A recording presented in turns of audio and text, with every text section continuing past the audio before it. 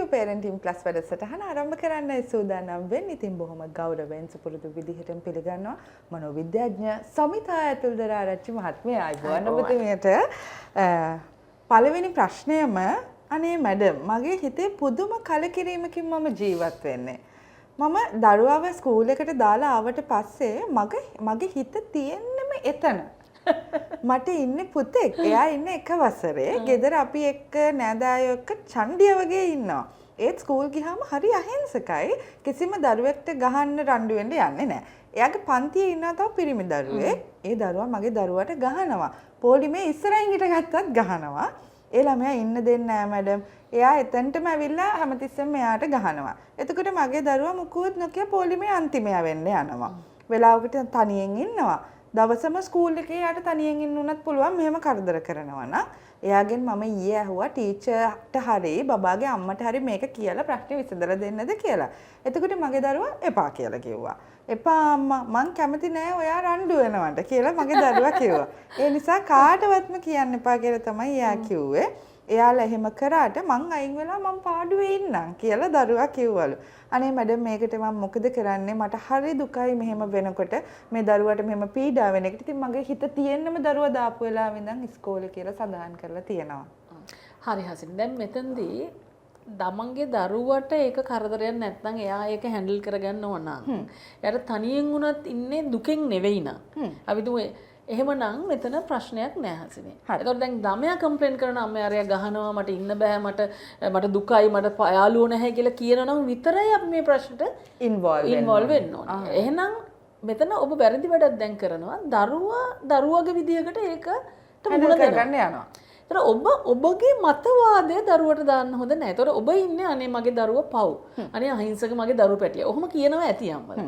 අනේ අර බලන්නකො අර දරුවා මෙයාට කරදර කරනවා. ඒතර ඔබ ළමයාව අසරණ කරනවා. ඔබගේ ළමයාව. ඒතකොට දැන් ඔහු ඒක අසරණකමක් හැටියට නෙමෙයි. යා මේ පිසු ළමයෙක් ඉන්නවා මට කරදර කරනවා මං ඔන්න පැත්ත කරලා ඉන්නවා කියලා තීරණයක් අරගෙන නම් ඉන්නේ. ඒ තීරණය වෙනකොට ඔබ ඒක වෙන විදිහකට ලියනවා. අනේ මගේ ළමයා කොච්චර හොඳද අසරණ ළමයෙක් බලන්නකො අර ළමයා කරදර කරන ළමයා හොඳ නැහැ කියලා. ඒතර ඔබ ඔන්න නොදැන දරුවට නැති ප්‍රශ්නයක් එකතු කරනවා. එහෙමයි අපි නොදැන වැඩිහිටියෝ ළමයින්ගේ ප්‍රශ්න දාන. මොකද ළමයි ඒකට යාගේ ආවෙනික විදිහකට උත්තර දෙනවා. යාට මම හිතන්නේ රණ්ඩු කරනවලා ලේසි ඇති. පැත්ත කරලා යාගේ පාඩුවේ ඉන්නේ. ඒක ඉතින් එහෙම එක දරුවෝ එක විදිහට ප්‍රශ්න වලට මුහුණ දෙන්නේ. එයා දුකෙන් නෙවෙයි ඉන්නේ. ඒතකොට මට හිතෙනවා ඔහු ටිකක් හරි පරිණත විදිහෙන් උත්තර දෙන්න අම්මලට කරගන්න යන්න එපා ඔකට කියලා.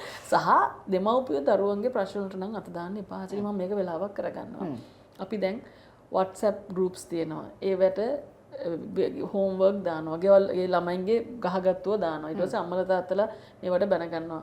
ඔබ නොදැන ඔබ දරුවගේ ජීවිතේ විනාශ කරනවා. ඉස්කෝලේදී වෙන ප්‍රශ්න ඒ දරුවෝ විසඳ ගන්න ඕනේ. ඒකට අම්මලා කොයිතරම් දරුණුවත් අම්මලා මැදිහත් වෙන්න එපා. කොයි එලෙවත් වෙන දරුවෙකුට බයින්න කරන්න එපා. එතකොට ඒක යම්කිසි විදිහට යම්කිසි ඇබියුසිව් බෑග්ග්‍රවුන්ඩ්ස් වලින් එන දරුවොත් ඇති. ඉතින් එහෙම කියලා දරුවට ඒක ගහලා බැනලා ඇති වැඩක් නැහැ.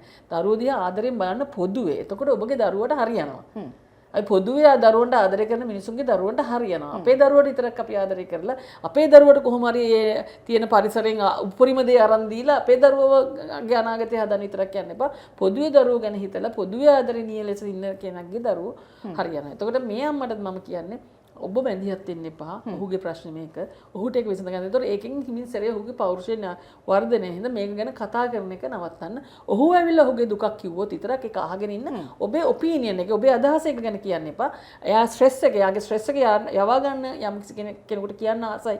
අපි ප්‍රශ්නය අහගෙන ඉන්න. එච්චරයි ඔබ කරන්න ඕනේ. එදා කරුණා කරලා ඔකට ඔහුට අපේ පුතාට අනුකම්පා නම් කරන්න එපා. මම දැන් තුමිනි අම්මා කෙනෙකුට තාත්තා කෙනෙකුට ගැටලුවක් වෙන්න පුළුවන්. දැන් ඔහොම ගිහිල්ලා දරුවට කරදරයක් වුණත් ඒ කියන්නේ කොහේ හරි ඔලුවක් වැදිලා වෙන්න පුළුවන්, තුවාලයක් වෙලා වෙන්න පුළුවන්. මෙන්න මේ වගේ තත්ත්වයක් ආවොත් ඊට පස්සේ කොහොමද ඒකට ඉන්වෝල්ව් වෙන්න ඕනේ කියලා. මෙහෙමයි හසිනේ අනතුරු කියලා කියන ඒවා කොහොමත් එන්න පුළුවන්. පාරේ යනකොටත් එන්න පුළුවන්. නේද? නිකන් ඉන්නකොට මොකක් කරුණු තියෙන එකක් වැඩගෙන එන්න පුළුවන්. එතකොට එහෙම ලෝකෙකනේ අපි ඉන්නේ.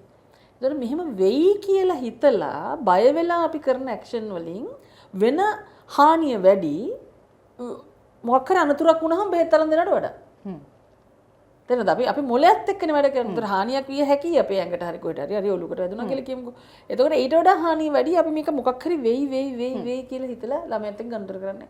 ගියා මේකනේ අපිට මේක අපිට පරිපූර්ණ තැනක් හදන්න බෑ. පරිපූර්ණ පරිසරයක් දෙන්න බෑ. අපිට සාපේක්ෂව හොඳ පරිසරයක් තමයි නිර්මාණය කරන්න පුළුවන් වෙන්නේ. හින්දා ඔවුන්ට අනතුරු නොකර කර ඉන්නේ එකත් දක්ෂතාවයක්. ඒතකොට දරුවෙක් අනතුරු වලින් යනකොට ඒ යන්න ඕනේ අනතුරු නොකරගෙන ඉන්න ඉගෙන ගන්න. දැන් පාරේ යන්න ගියොත් විතරයි පාරේ හැප්පෙන්නේ නැතුව යන්න පුළුවන්.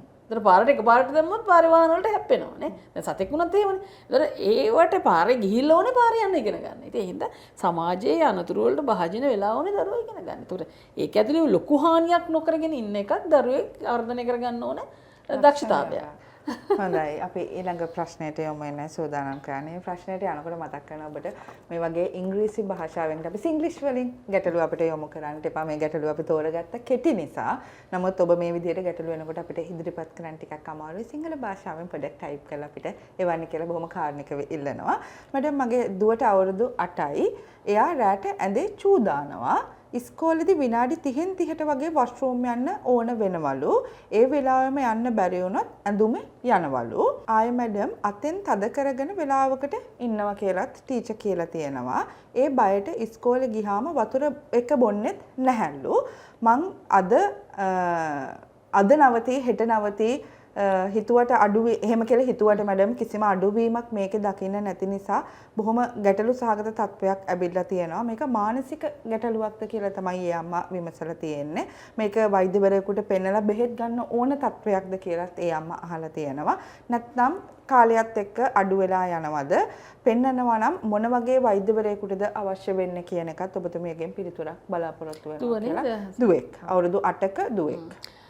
මෙහෙමයි හසෙනේ මේ වගේ වෙලාවක දරුවෙක් ඇඳේ චූ දානවා නම් අවුරුදු 8ක් වෙලත් දරුවට යම්කිසි විදිහට ඔබ ගැන ආරක්ෂාව පිළිබඳ ප්‍රශ්නයක් තියෙනවා. ආදරය පිළිබඳ ප්‍රශ්නයක් තියෙනවා. කියන්නේ ඔබත් එක්ක තියෙන කනෙක්ෂන් එක ආදරය ඔබට දරුවව රකින්න පුළුවන් අම්මට මාව කියන්නේ මේ ඕනම තර්ජනයකින් රැක ගන්න පුළුවන් කියලා කියන ආත්ම විශ්වාසය ටිකක් අඩුකමක් තියෙනවා. එතකොට යම්සි විදිහකට ඔබ ප්‍රශ්නක ඉන්නවද කියලා බලන්න. දෙමව්පිය ප්‍රශ්නයකට ඉන්නවනේ. දෙමව්පියන්ට ආත්ම විශ්වාසය අඩු නම් දෙමව්පියෝ බය නම් දරුවොත් බයයි. ඒතෝ ඒ දෙමව්පියෝ බය වුණාම දරුවට ආරක්ෂිත හැඟීම ශක්තිමත් හැඟීමක් ඇති වෙන්නේ නැහැ. ඒ පරිසරය ඇතුලේ. එතකොට අනිවාර්යයෙන්ම ඇයට පොඩ්ඩක් ඇන්ෂස් ගතියක් තියෙනවා. ඒතර ඇන්සයිටි ඩිසෝඩර් එකක් තියෙනවද කියලා අපිට බලන්න වෙනවා. මොකද එයා එහෙ යන්නෙත් ඒකේ සමහරට වැඩක් කරගන්න බැරි වුණාම වෙන්න පුළුවන්. මොකක් හරි එකකට ටක් ගාලා බය වෙනව එකත් එක්ක එයා එකෙන් ගැලවෙන මාර්ගයක් හැටියට චූදාන යන එක පාවිච්චි කරගන්නත් පුළුවන්. ඒක ඇත්ත උමනාවකටත් වඩා ඒක ඇති කරන එකක් වෙන්න පුළුවන්. මේක ඇත්තටම බෙහෙත් නොදී හොඳ කරන්න පුළුවන් ඔබ හරියට මේක තේරුම් ගත්තොත්. එක දරුවව දකින්න ඕනේ දරුවගේ පර්සනැලිටි එකේ ඉෂුව එකක් තියෙන්නට ඕනේ. මොකක් හරි ඔහු එතකොට දරුවා කැමති නැහැ, එක්ක තමන්ට කැමති නැහැ, එක්ක එයා එළියට බයයි, එක්ක ඉමෝෂනල් ඉන්ටෙලිජන්ස් ටිකක් අඩුයි. අඩු වුණාම ටිකක් අර සිටුේෂන් එකක් ඒ අවස්ථාවන් වලදී එයාගේ ඉමෝෂන්ස් වෙන්න පුළුවන්. ඒ සිටුේෂන් එක මැනේජ් කරගන්න රිලේෂන්ෂිප් අලුතෙන් හම්බෙන රිලේෂන්ෂිප් මැනේජ් කරගන්න අමාරු වෙන්න පුළුවන්. ඒ හින්දා ඒ ඇන්සයිටි එකත් එක්ක ඒ වගේ දෙයකට යනවා වෙන්නත් පුළුවන්. ඒක ගෙදර චූදාන එක නම් ඇත්තටම ඔබ ශක්තිමත් වෙන්න. ශක්තිමත් එක දරුවත් එක්ක පොඩි ඕක ගැන කතා කරන්න එපා. චූදාන එක කතා කරගෙන නවත්තන්න. එතකොට ඔබට කරන්න පුළුවන් අර බ්‍රේන් එකේ තියෙනවා ප්ලැසිබෝ ඉෆෙක්ට් කියලා එකක්. අපිට හිතුවාම යමකින් හොඳ වෙනවා කියලා. කියන්නේ ශක්තිය අඩු නම් දැන් අපිට දුර්වලෙච්චලා අපි බෝධි පූජා තියෙන දේවල් තියලා අපි මානසික ශක්තියක් අරගෙන අපි ජීවිතේට මුහුණ දෙනවනේ. ඒ වගේම අපිට පුළුවන් යම්කිසි විදිහකට දරුවට පොඩි මොකක් හරි විටමින් එකක්, ෂුගර් පිල් එකක් මොකක් හරි එකක් දීලා මේකෙන් පුතාට ආයිස්කෝලේදී චූදාන්න වෙන්නේ නැහැ. මේක කන්ට්‍රෝල් කරනවා කියලා විශ්වාසයෙන් දරුවට. ඒ කියන්නේ නිකන් පේ වෙලා වගේ ඒක විශ්වාසයෙන්ම කරන්න පුළුවන්. පුතාට ඒ කියන්නේ අපි දෙමු කැලෙන්ඩර් එකක් අරගෙන මාක් කරනවා. අපි මේක මාසයක් බොනවා පුතා. මාසයක් බිව්වට පස්සේ චූ යන්නේ නැහැ ඔයාට ඉස්කෝලේදී. දැන් ඉස්කෝලේදී කතාව වෙනම විසඳමු. ඒතර යන්නේ නැහැ කියලා විශ්වාසයෙන්ම කියන්නේ නැහැ පුතා. යන්නේ නැහැ දැන් ආයි එන්නේ නැහැ. ඒ කියන්නේ හරීම අපි ආත්ම විශ්වාසයෙන් අපි ඒකට අපි අර පේ වෙලා කරනවා කියලා කියන්නේ අපි යම්කිසි නේද අපේ පරණ ක්‍රමවේද තිබුණානේ මානසික ප්‍රශ්න වල නේද පේ වෙලා වගේ නෑ. මේක ගෙදර හැමෝම නෑ පුතා ආයෙ එන්නේ නැහැ. මේක බලන්න අද මේක ගන්නවා. ඒතකොට වෙලාවක් තියාගෙන ගන්නට අපි මේක ටැබ්ලට් එක දෙනවා. එimhe ලස්සනට ක්‍රමානුකූලව අරන් යන මාසයක් විතර දෙනකොට ඒක සමහරට ඒක නැති කරන්න බලන්න ඔබ කරන මේකට අනිවාර්යෙන් නැති කරන්න පුළුවන්. හැබැයි ඔබ ඒක කරන විදිය ඔය ස්ථිරවම කරන්න ඕන. ඊට පස්සේ හොඳට බලන්න ටිකක් හිත ගැස්සිච්ච දවස් වලට තරහ දුක හිතිච්ච දවස් වලට ප්‍රශ්නයක් ඇතිවෙච්ච දවස් වලට බැලුවොත් එහෙම හොඳට ඔබ අවධානයෙන් බැලුවොත් දරුවට චූ යන ප්‍රමාණය වැඩි වෙන්න පුළුවන්. එයාට සතුටෙන් ආදරෙන්ම බොහොම ඔබත් එක්ක හොඳ බැඳීමකින් නිදාගත් දවසට චූයන් ප්‍රමාණය රැටනේ චූයන් එක අඩුද කියලා බලන්න. ඒකතොර එක සම්බන්ධයක් තියෙනවා. ඒතකොට ඔබ ගැටලුවක ඉන්නවා නම් ඒක බලපාන හින්දා ළමයාත් එක්ක සම්බන්ධයේ ආදරයේ බැඳීම වැඩි කරන්න මං හිතනවා අනිවාර්යයෙන් මේ දරුවගේ ඉමෝෂනල් ඉන්ටෙලිජන්ස් අඩු ඇති කියලා. ඒකත් එක්ක එතකොට එයාට ආදරේ කොච්චර ඔබ දුන්නත් දැනෙනවා. ඒ කියන්නේ පොඩ්ඩක් පේන්නේ නැතුව හිටියම බයක් ඇති වෙන්න පුළුවන්. අම්මා නැති වෙච්ච හැටි මම තනි වෙයි මට කවුරුත් නැති වෙයි කියලා හිතෙන්න පුළුවන්. එඳ පොඩි මොකක් හරි සොෆ්ට් ටොයි එකක් හරි කමන්නේ එකක් එක්ක හරි කමන්නේ කනෙක්ෂන් එකක් හදන්න. හැමදෙස්සම යා ඉන්නවා කියලා. එහෙම ඒ විදිහට පොඩි උපක්‍රම ටිකක් පාවිච්චි කරලා බලන්න පුළුවන්. හොඳයි. අපි ඊළඟ ප්‍රශ්නයට යමු වෙනයි සූදානම් වෙන්නේ. මට අවුරුදු 28යි මැඩම්. හස්බන්ඩ්ට අවුරුදු 32යි. අපි දැන් අවුරුදු 1මාරක දෙකක වගේ කාලයක් යාළු වෙලා ඉඳලා තමයි අපි විවාහ වුණේ. එයා කොරියන් එක්සෑම් එක පාස් කියලා දැනගත්තට පස්සේ බඳින්න ඕනි කියලා බැන්දා. 2023 මාර්තු මාසේ තමයි අපි බැඳලා මැයි වල ප්‍රෙග්නන්ට් වුණා මැඩම්.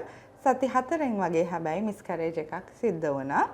මගේ බඩේ ගෙඩියක් තිබුණ නිසා එයා රට යන්න කලින් ප්‍රෙග්නන්ට් උනේ නැත්නම් ගොඩ කාලයක් බලන් ඉන්න වෙයි කියලා තමයි අපි දෙන්නම බයෙන් හිටියේ.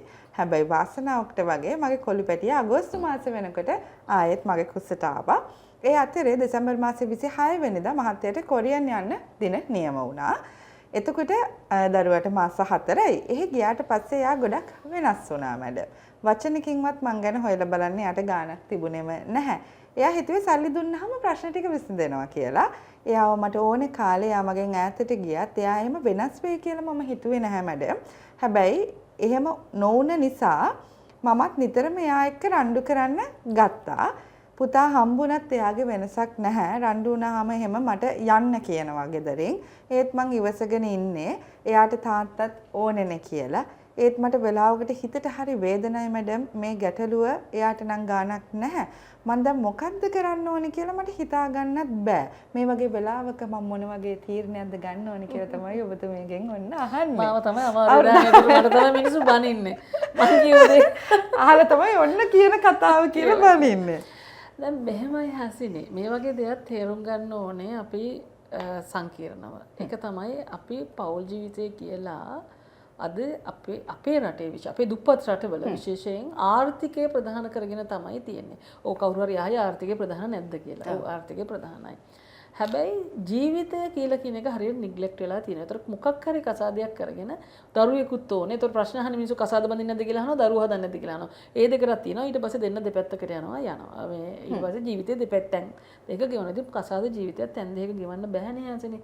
කසාදයකට කියලා කියන එකට ගොඩක් දේවල් එකතු වෙනවනේ. දෙන්නගේ බැඳීම, ලිංගික ජීවිතේ මේ දේවල් නැති වෙනවනේ. ඈතට ගියාට පස්සේ ඒතකොට ඈතට ගියාට පස්සේ ආර්ථික සම්බන්ධයක් විතරනේ ඇති වෙන්නේ. ඒතකොට ඒ සල්ලි වෙනවා, ඒ සම්බන්ධ විතරක් ඇති වෙනවා. විශේෂයෙන්ම රට ගියාම රට කියලා කියන්නේ විශේෂයෙන් කොරියා, ජපාන් ඒ වගේ රටවල කියන්නේ වැඩ කරන්නම යන රස්සාවල් ටිකක් අමාරු රස්සාවල්. ටිකක් මහන්සි වෙන රස්සාවල්, ඇඟ මහන්සි වෙන රස්සාවල්. ඒතකොට පිරිමි විතරක් තමයි ඒ තැන්වල ඉන්නේ. ඒතකොට පිරිමි විතරක් ඉන්නකොට පිරිමින්ගේ ජීවිතය ගෙවන්න ඕන එක විදි හැදිලා තියෙන. ඒතකොට එක මත තියෙන කට්ටිය ඉන්නවා. ඒතකොට ඒවැ ගොඩක් වෙලාට මේ ගෑනු හුරතල් කරන එක ගැන එක නෙගටිව් තියෙන දේවල් තියෙන අය ඉන්නට පුළුවන්. එතකොට එහෙම හින්දා ඒ මතවාදත් එනවා. එතකොට දැන් හිතන විදිය වෙනස් කෙනෙක් හිටියත් අරගොල්ලෝ දානවා ඔය උච්චර ගණන් ගන්න එපා බලලා ගෑනු හුරතල් කරලා හරියන්නේ නැහැ. එතකොට අපිට ඕන විදිහට තියාගන්න බෑ වගේ. එක මතවාදත් එන්න පුළුවන්. මොකද ඒ පිරිමි සමාජයක තමයි ඒගොල්ලෝ ඉන්නේ. එතකොට ඒගොල්ලන්ට ඉතින් ඒතර එක සම්බන්ධතා එක ඔය කෝල් ගන්න ඒවා එහෙම තියෙනවා. එතකොට දැන් මේ දෙන්නගේ කසාදේ ගැන ඇය ලියලා තියෙන විදිහේ තීරණ ගත්ත විදිහක් තියෙනවා. ඔහු දුරදිග හිතලා තීරණ ගන්න එක්කෙනෙක් නෙවෙයි. මොකද කෙටියෙන් එන විදිහට ජීවිතේට මුහුණ දීලා වගේ ගතියක් තියෙනවා. හැංගීම්බර ගතියක් තියෙනවා. ඒතර හැංගීම්බර අය සාමාන්‍යයෙන් මේ වගේ දේවල් වලට යොමු වෙනවා වැඩි. ඉතින් මේක ඉතින් අපි දෙමව්පියෝ තේරුම් ගන්න ඕනේ මොකද ජීවිතය කියලා කියන එක.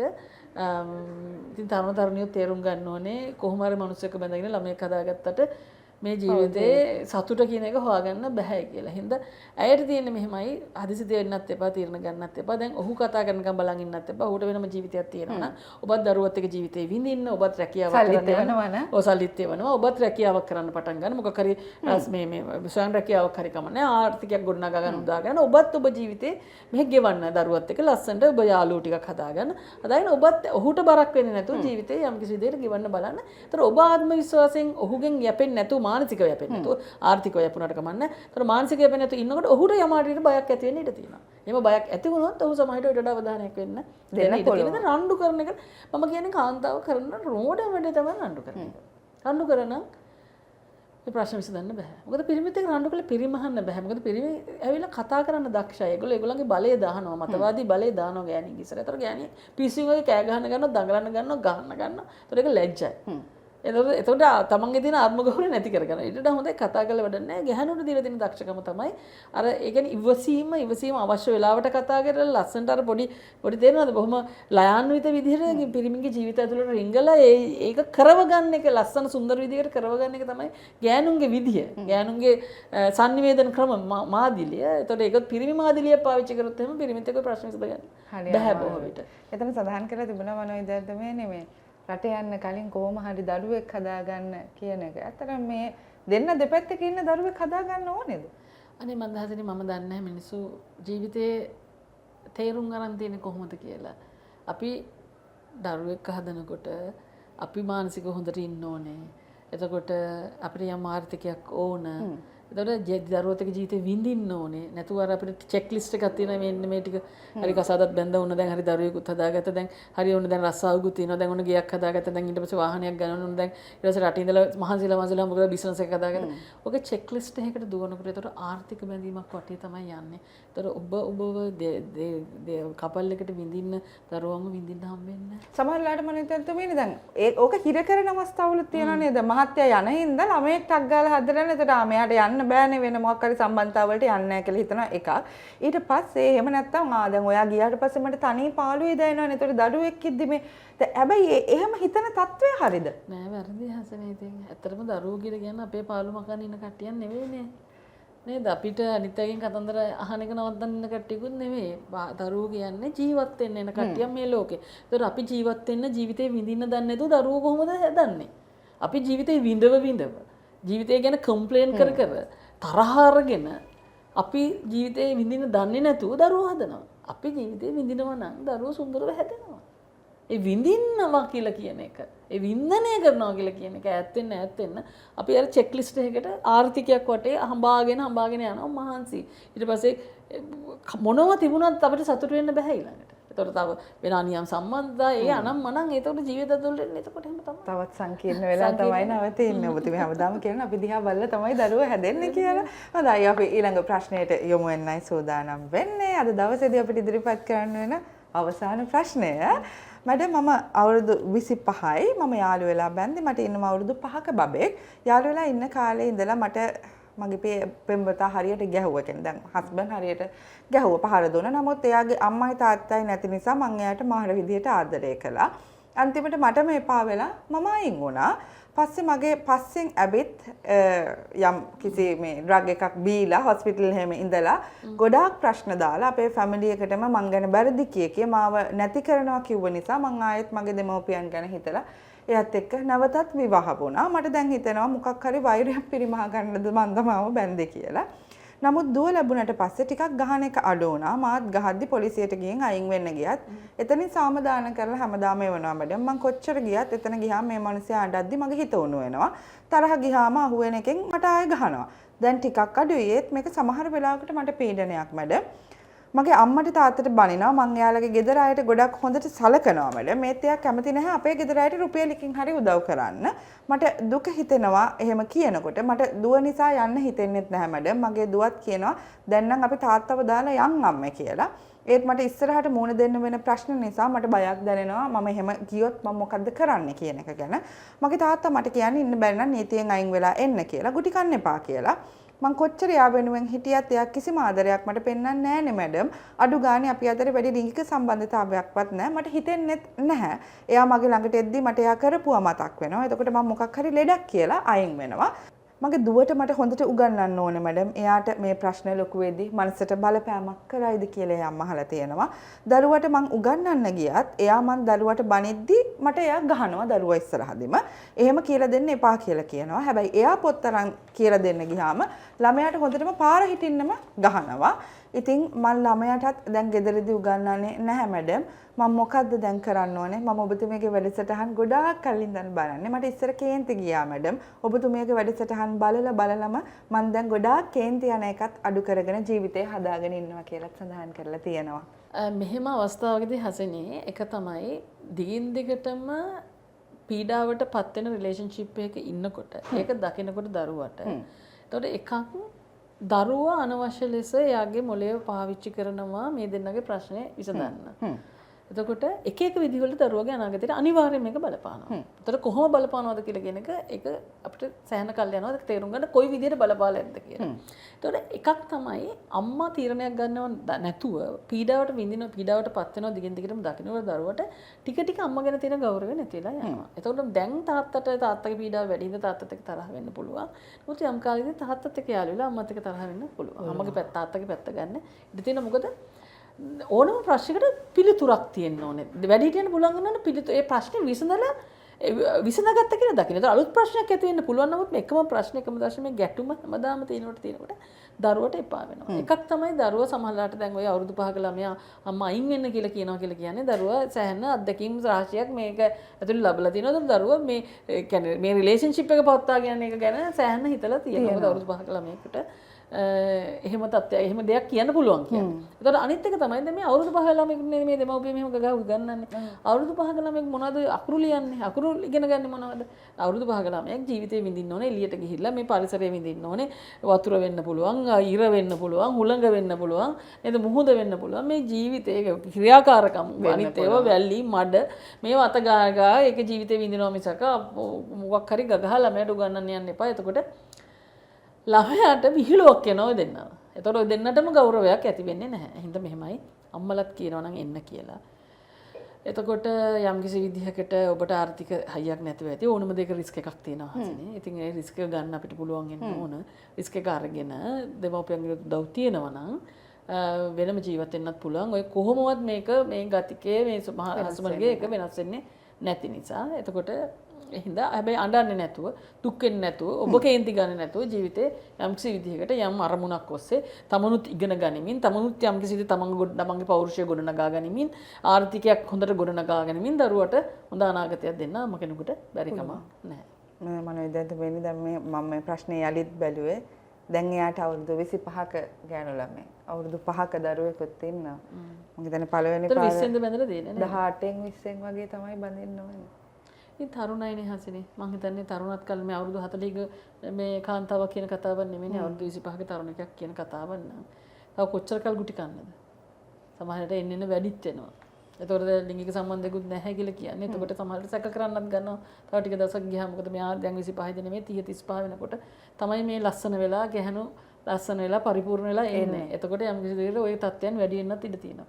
ඒ හින්දා වයසක් තියෙන නිසා සමහරවිට තීරණයක් ගන්න එක තමයි හොඳ. හැබැයි ආයි රිලේෂන්ෂිප් වලට යද්දී බොහොම කල්පනාවෙන් යනවා. මම ඔබට අහන්නේ ගියේ බිඳුනට පස්සේ ආයෙ දැන් නැගිට ගත්තොත් කොහොමද මනෝවිද්‍යාන්තුමනේ අතන මෙතන ආයෙත් කාන්තාව රැවටෙනවනේ හසිනේ. පොඩ්ඩක් හොඳට ආදරෙන් කතා කරනකොට හරියට ඒ කියන්නේ අපි හැමදෙස්සම වචනයට රැවටෙනවා කාන්තාව.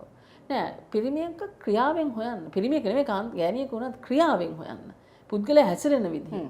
පුද්ගලයා ක්‍රියාත්මක වෙන විදිහ සිද්ධියකදී යා ගන්න තීරණ ඒ වලින් ඕනේ මයින් වචන වලින් ලස්සන වචන කතා කරාම ලස්සන තෑගි අරන් දුන්නාම අපි හිතනවා හරි තමයි කියලා. එතකොට ඔබ ටිකක් මේ ටොක්සික් රිලේෂන්ෂිප් එකකින් ගිහිල් තියෙන්නේ. එතකොට ඒ වගේම රිලේෂන්ෂිප් එකට යාමේ හැකියාවක් ආයි තියෙනවා. ඒ හින්දා සම්පූර්ණ තමන් ගොඩ නැගිලා ආර්ථිකවත් ගොඩ නැගිලා. දැන් ඔබට දැන් ඔබ කසාද බැඳලා ඊටාම තරුණ කාලෙන් ඒතකොට ලිංගික ජීවිතයක් ලැබුවා. දැන් ජීවිතේ වින්දන එක විදිහකට දුක වගේම ජීවිතේ වින්දත් නැහැ. හින්දා දැන් රෙස්ට් එකක් ගන්න. අඩුම තරමේ අවුරුදු 30ක් යනකම් ආයි නම් කසාදයකට මේකෙන් අයින් වුණොත් එහෙනම් කසාදයකට යන්න එපා. දරුවන්ට ඒතකොට අවුරුදු 30කදී වඩා අවුරුදු 10ක්නේ. ඊට පස්සේ ඔබත් ඉගෙන ගන්න. දැන් මේ වයස ඉගෙන ගන්න පුළුවන් වයසට ඉගෙනගෙන මොකක් කර බිස්නස් එකක් කරගෙන හරි ඒක රස්සාව කරගෙන හරි යම් කිසි තැනකට ඇවිල්ලා තමන් තත්ත්වයක් හොයාගෙන තමන් කියන කෙනාගේ පෞරුෂය හරියට සමාජය ස්ථාපනය කරගෙන ඊට පස්සේ පිරිමියෙක් හොයන්න. එතකොට ඔබ ශක්තිමත්. ඔබ තනියෙන් වුණත් ඉන්න පුළුවන්. අන්න එයයි හොයන්නේ පිරිමියෙක්. ඒත් තනියෙන් ඉන්න බැරි හින්දා කාගෙන් හරි යැපෙන්න මිනිස්සෙක් හොයනව නෙවෙයි. ඒතකොට ජීවිතේ විඳින්න අය හොයන්නේ මිනිස්සෙක්. එතකොට තමයි ඔබට හොඳ රිලේෂන්ෂිප් එකකට යන්න පුළුවන් වෙන්නේ. මේ වෙලාවේ මතක් කරනවා ඔබට ඇත්තටම බොහෝ වෙලාවට මනෝවිද්‍යාඥතුමනි අපි මේ කතා කරන කෙනෙක් අපිට යොමු කරන ප්‍රශ්නයකට උත්තරයක්. ඒකට ඔබ පිළිතුරු ලබා දෙද්දි මේක ජෙනරල් උත්තරයක් විදිහට ගන්නට එපා. මේ කෙනා එවන තොරතුරු අනුව ඒ තොරතුරු වලට ගැළපෙන විදිහට තමයි මනෝවිද්‍යාඥ සමිතා තුල්දොරාරච්චි මහත්මිය අදාළ පිළිතුර ලබා දෙන්නේ. එතකොට සමහර විට ඔබ ඒකට පිළිතුරු ලබා දෙනවා ඒ පාර්ශවයේ සැමියා හෝ බිරිඳ. නමුත් ඔහුගේ කතාව අපිට එවල නැහැ. සමහර වෙලාවට අපි එවන තොරතුරෙන් තමයි ඔබට පිළිතුරක් ලබා දෙන්නේ. ඉතින් ඒක ජෙනරලයිස් කරලා කතා කරන්නදී පොඩ්ඩක් හිතලා බලන්න කියන කාරණේක ඉල්ලීමක් කරනවා. ඒ වගේම තමයි ඔබට මේ වගේ ඕනෑම ගැටලුවක් අපිට යොමු කරලා ඔබ ජීවිතේට එන ප්‍රශ්න වලට විසඳුම් අවුල් කරගන්නේ නැතුව විසඳ ගන්නට පුළුවන්. ඉතින් හසිනි ඒකනායක Facebook පිටුවට ඔබේ ගැටලු ඉන්බොක්ස් කරන්න. සිංහල භාෂාවෙන් යොමු කරන්න කියන කාරණේක මතක් කිරීමත් කරනවා. ඒ වගේම මේ වගේම වැඩසටහන් ආරම්භන්න සමිතා තුල්දොරාරච්චි මහත්මියගේ YouTube නාලිකාව සමිතා තුල්දොරාරච්චි කියන නම සර්ච් කරපු ගමන් ඔබට එනවා. ඒකත් subscribe කරලා තියාගන්න. bell icon එකත් click කරන්න. එතකොට මිස් කරගන්නේ නැතුව programs ටික බලලා ජීවිතේ ඕනම ප්‍රශ්නයක් විසඳ ගන්න පුළුවන්. ඉතින් ගිහින් එන්න ඔබට සුබ සතියක් වේවා.